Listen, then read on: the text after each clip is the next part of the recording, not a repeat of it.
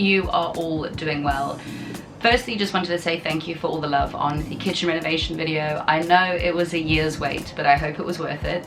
We really enjoyed doing the kitchen. As I said, it was, to us, the most exciting room of the house. So to have that done and to start using it was really exciting, but it also meant that we were excited to get started on the final room of the house that required, you know, building work. Everything else was just decorating left. But yes, the first floor bathroom was the last room that required any sort of heavy lifting.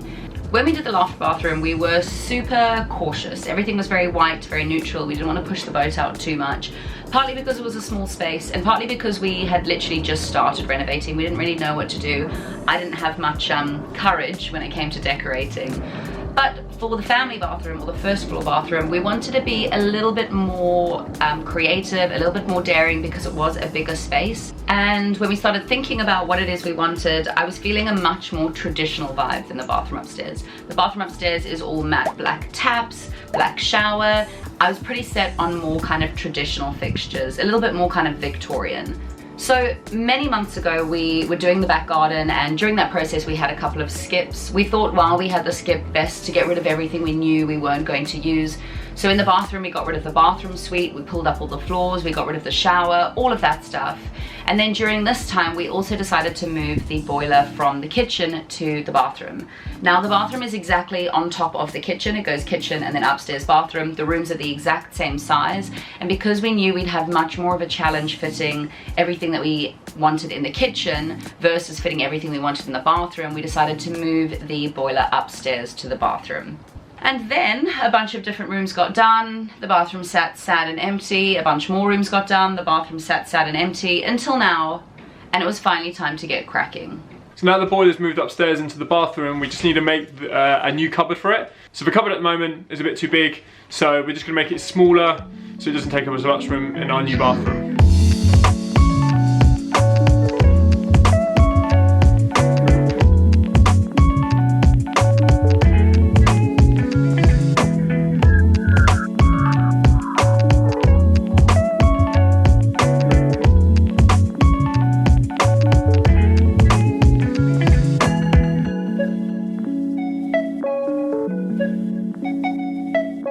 These disgusting blue tiles, they need to go.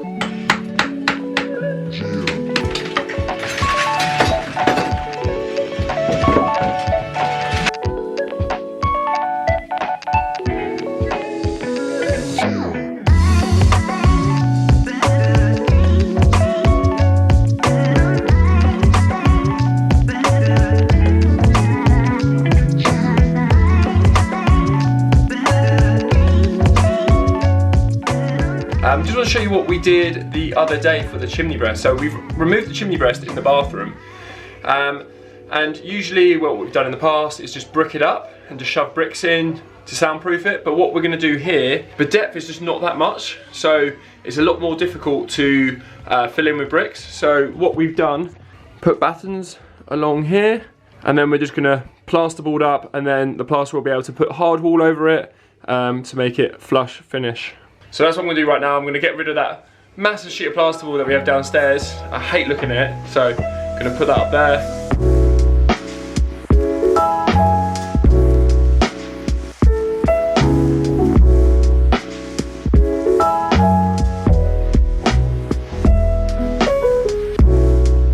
And this is the end result. It doesn't look glamorous, but the plaster has assured me he'll be able to blend it in with hard wall to make it a flush finish. So then the room was empty and ready to go. We did actually lift up the floorboards in order to do the kitchen lights downstairs. And while the floorboards were up, Tom was also drilling through the joists to get the hot and cold piping in. Now during this time it was a little bit sketchy because we ultimately just did not have a floor. We were walking on top of joists while doing work. Not advised, certainly wouldn't pass any sort of health and safety inspections, but yeah, it was risky and we paid the price. When Tom and Martin were doing some work in the bathroom one day, Martin managed to lose his balance and put his foot through the floor. Now the floor was below the joists, which was actually the ceiling of the kitchen. For some reason, while Tom and Martin were doing all of that work in the bathroom, they kept saying, we're just not going to plaster the kitchen ceiling just yet. They wanted to do that last because they were doing stuff upstairs in the bathroom. It wasn't something that necessarily had to be left, but they decided to leave it, and thank God they did, because instead of an old ceiling falling down, it would have been, you know, our newly plastered ceiling, which would be an expensive and costly and annoying mistake. So, great call. It wasn't that hard to fix. Just put up some new plasterboard and we were good to go. But yeah, if you don't put the right precautions in, you definitely pay for it. What I'm currently doing is running the hot water pipe along here, and then it's going to all builder's bump all the way to here, and then this is where the shower's going to go. I'm going to build a stud wall here so all the pipework can be hidden. We can have a little shower niche as well.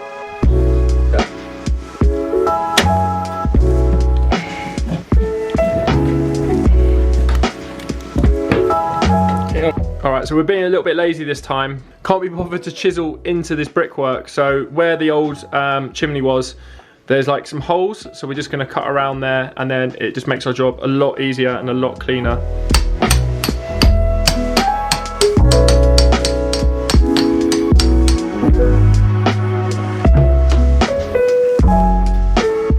So to connect the shaver socket to the mains, we need to get the junction box from the top floor circuit, and we remember putting it in this corner and we found it. We're just trying to get it out now so we can connect and wire it all up. And then we moved on, but you can never move on that quickly because nothing is simple in this house. I've mentioned it many times. We've had it in the dining room and living room, we had it in the kitchen, now we had it in the bathroom. Our house is wonky. Very wonky. So in the upstairs bathroom, there was a 4 centimeter difference between one side of the room and the other side of the room. We had to fix that, and the way that we fixed that was by adding little bits of wood on top of the floorboards in different thicknesses as you went across the room, so eventually when you lay down the chipboard, everything would lay evenly. Now, floors being wonky isn't the end of the world. There's actually a lot of people, when they're doing quick renovations, who won't even fix it. But in a bathroom, it is an issue because, of course, if you've got dripping water and that water is making its way to one side of the room, it can cause issues. Also, Tom and Martin cut no corners, so they would never leave a wonky house. And yeah, we got that fixed up pretty quickly. And then we wanted to get the room ready for the tiler. So that involved finishing the floor, it involved drilling all of the holes. So things like drains, things like the extraction fan, drilling holes through to the outside of our house, which is pretty tough. It was hard work. And then installing things like the shower floor, tanking the shower. So yeah, there was a bit of a to-do list and we got cracking.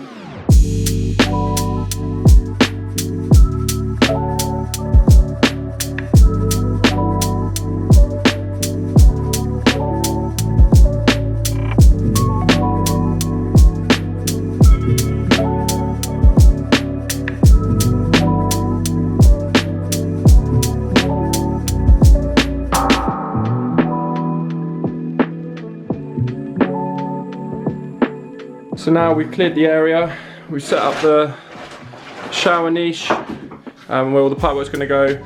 We've now got sand and cement, and we're just going to make a bed here to place this on top. So the current plan is to make a shower niche, like we've got one upstairs. It's really handy to have.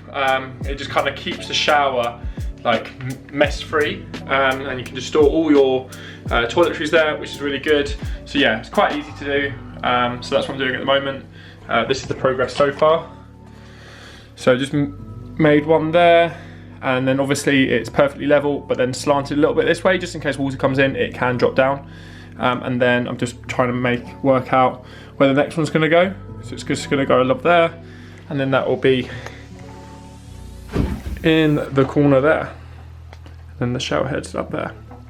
So that's the end result. It's a little shower niche.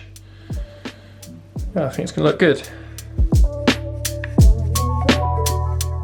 So I've been a bit guilty of not filming too much of the bathroom, just kind of really getting my head down and focusing on getting it finished as soon as possible.